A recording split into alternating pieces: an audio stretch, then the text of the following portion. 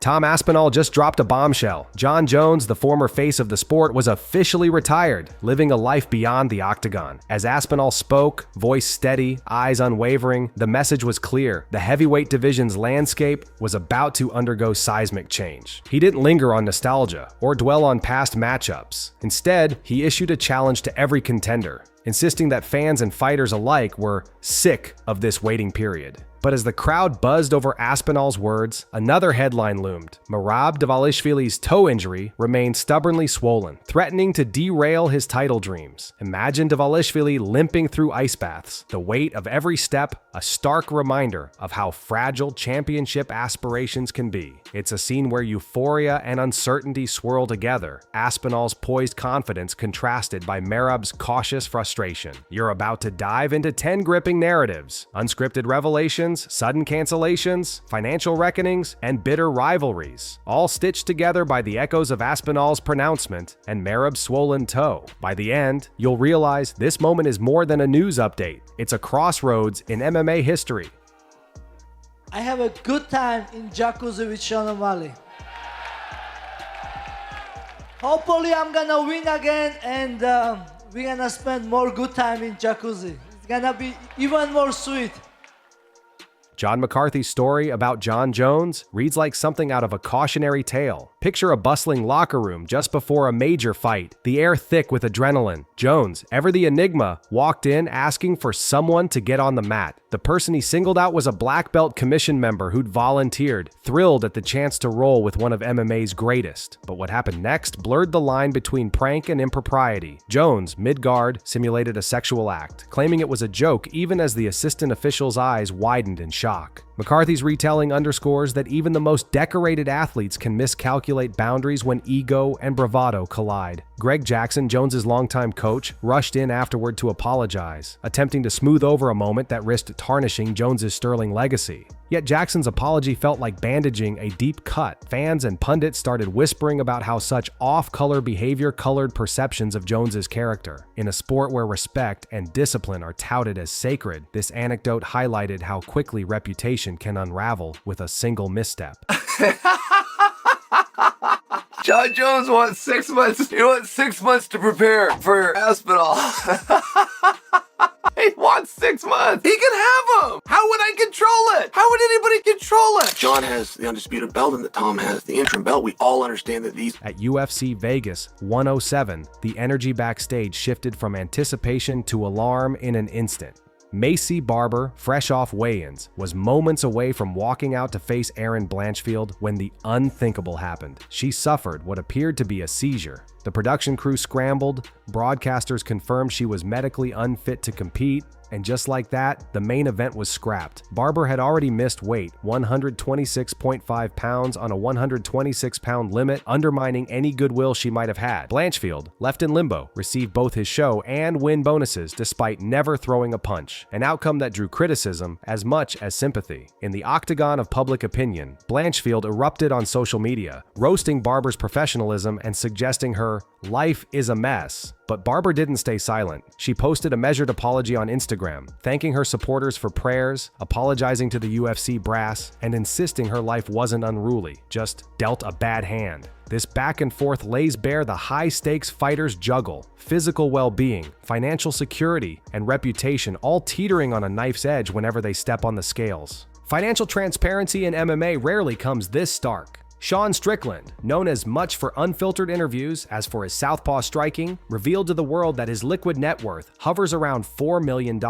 He broke down his portfolio, roughly $500,000 tied up in real estate and the rest parked across various investment accounts. For most fighters, talking numbers remains taboo, so Strickland's candor felt revolutionary. He projected that by the time he hangs up his gloves, he'll be worth $8 to $10 million, money he plans to live off through a 5% withdrawal, translating to about $400,000 per year. Strickland's calculus isn't hypothetical. It's rooted in a disciplined mindset forged by years of managing fight purses, sponsorships, and the unpredictable nature of fight night bonuses. He even outlined his intention to leave 5% of his capital untouched so it can continue compounding, a savvy move seldom discussed openly among athletes. In In a sport where financial security often hinges on injury-free streaks and winning records, Strickland's blueprint offers a rare glimpse into long-term planning, underscoring how fighters now, for better or worse, must view their livelihoods as financial enterprises, not just bouts and title shots. Dude, we can watch anime, you can put some fucking testosterone on my ass.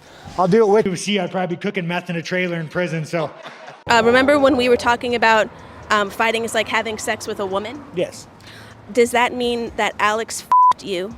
Oh, this fucking bitch. That, you. Imagine waking up at dawn, every muscle in your body aching, and knowing you've got to do it again before nightfall. That's the daily reality for Shawn Tarzan O'Malley, nicknamed Shawn Ali by some, who's gearing up for a rematch with Marlon Vera. At 30 years old, O'Malley acknowledges that if he wants to keep fighting until 37 or 38, recovery must be as rigorous as his morning and afternoon training sessions. His days start with weightlifting and striking drills, pacing his body toward cardiovascular peaks. But it's the midday nap and targeted ice therapy that truly guard his longevity. He doesn't talk about rest like a nice to have. It's a non-negotiable pillar of his regimen. Between rounds, he employs foam rollers, compression boots, and specialized physiotherapy to flush out lactic acid buildup. His trainers monitor biomarkers, heart rate variability, cortisol levels, to decide if he should push harder or back off. O'Malley's vision is crystal clear. By treating recovery as seriously as conditioning, he'll squeeze every ounce of potential from his body, fighting until his late 30s without burning out. This philosophy underscores a broader shift in MMA. Longevity is not only about talent and willpower, but strategic self-care that keeps champions performing at elite levels, well beyond what past generations thought possible. It's funny if people are saying, you just have a bunch of yes men around you. I'm like, if you watch round 1, 3, and 5 closely, no commentating, the number one criteria as a judge is to judge for damage.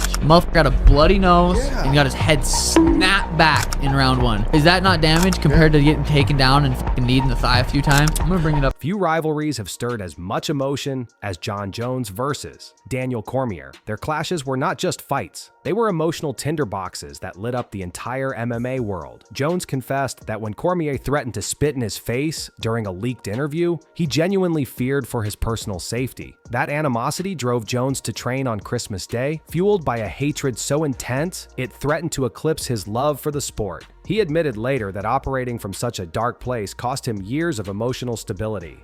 Years that could have been spent refining technique rather than wrestling with personal demons. Jones went so far as to threaten to kill Cormier during a supposed off-camera moment, believing the cameras were off when, in reality, they were still rolling. This revelation forced both fighters to confront how easily hate can distort competitive spirit into something vicious. Their animosity spilled out beyond the cage, with both men's teams stepping in to prevent potential street altercations. In the end, Jones acknowledges that while the hatred drove him to beat Cormier, it's not the energy he wants guiding him anymore. This chapter in MMA lore illustrates a harsh truth. Champions are human, and unchecked emotions can become as dangerous as any strike. Right. I'm sitting out with Tom Aspinall, and I'm chatting with him. He goes, I'm about to put it on this dude.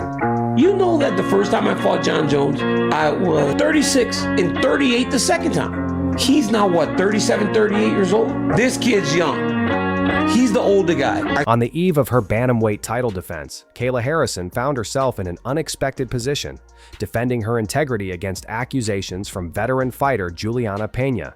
Pena had insinuated that Harrison, once celebrated for her Olympic gold medals, had become super juicy and must be taking performance enhancers to compete at 135 pounds. Harrison, voice calm but firm, responded by labeling Pena's comments as born of insecurity and fear. She recounted being drug tested since middle school, emphasizing that decades of clean competition contradict Pena's insinuations. Harrison explained that cutting to 135 pounds wasn't glamorous. It was a requirement to join the UFC, not a strategic ploy to bully opponents at higher weights. She painted a picture of her life under constant scrutiny, months away from home, enduring punishing weight cuts, and subject to relentless testing by WADA and USADA. Her message was clear. She's been there, stepped on scales, and passed tests more times than anyone could count, including 4 times in 1 month during her amateur days.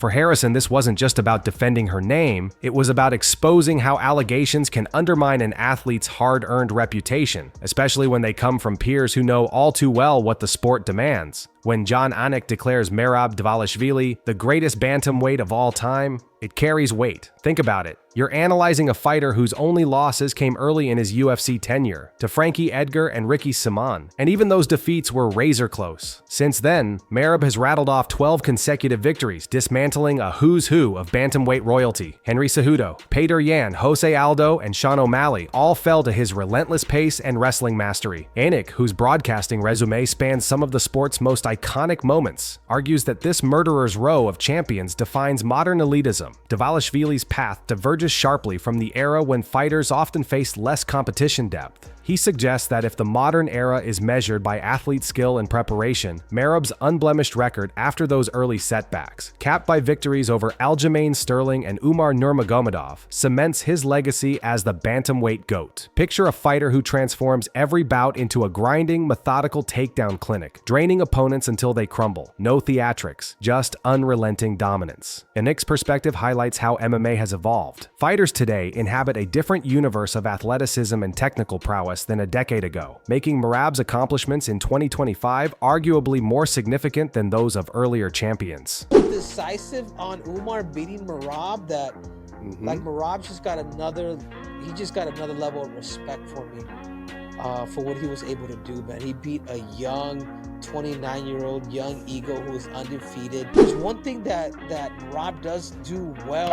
In the days leading up to UFC 316, Merab Dvalishvili's camp has been tense, not because of game plans or opponent breakdowns, but due to a toe injury that refused to disappear. It all started during a sparring session, a misjudged low kick that landed awkwardly, sending shockwaves of pain through Merab's body. He finished the round, almost dismissing it, but by nightfall, the toe was swollen, black and blue, a stark visual reminder of vulnerability. Ice baths became his nightly ritual, followed by compression wraps and anti-inflammatory treatments. Yet, as he spoke to media, he admitted a lingering ache flared every time he attempted to throw a kick, an essential weapon in his arsenal. Merab's walking gait remained unaffected. He could stroll around the training facility without issue, but the explosive extension needed for striking stung like a red-hot poker. With 8 days until fight night, his team mapped out a meticulous recovery timeline, alternating between contrast therapy, targeted physiotherapy, and modified training sessions that minimized toe stress. His mental resilience was on full display.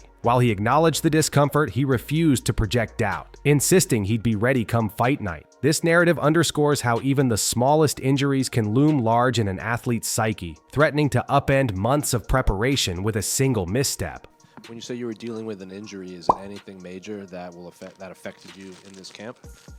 No, not fight. It was affecting my training.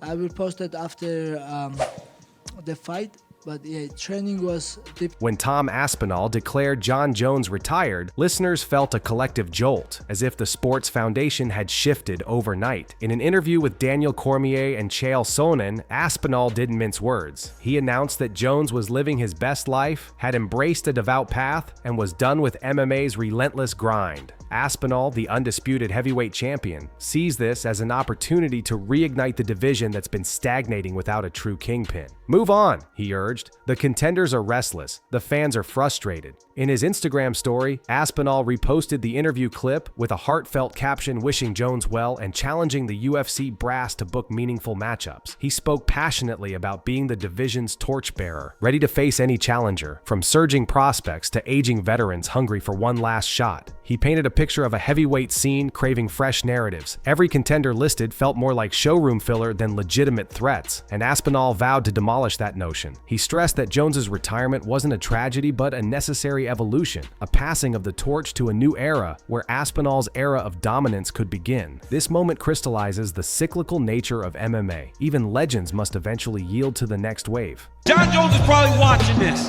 so send him a message. Hello, John. I have nothing against you personally, but I just think I'm better than you. I just know that I can beat you in a fight, so I'm coming for it. As the host wrapped the show, the mood oscillated between reflection and anticipation. They highlighted the top 3 comments from the previous video, jokes about Jones caring for legal reasons, playful barbs that will get GTA 6 before Jones fights Aspinall, and a tongue-in-cheek acknowledgement that nobody could discuss the matchup for legal reasons.